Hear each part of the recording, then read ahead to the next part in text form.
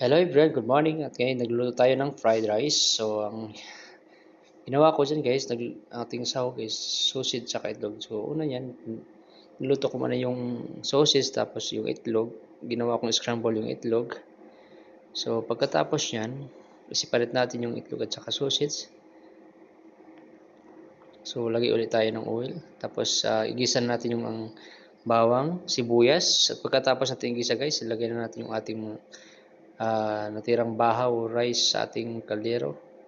At pagkatapos yan guys, ilagay natin yung ating sausage tsaka itlog. Tsaka timplan na rin natin ng salt and pepper. Tapos nilagyan ko rin siya ng oyster sauce at saka liquid seasoning. So yun lang guys, kadali ang ating fried rice. Tawag ko dito guys is loaded fried rice because marami siyang sahog na itlog at saka sausage. Tsaka nilagyan ko na rin ng spring onions at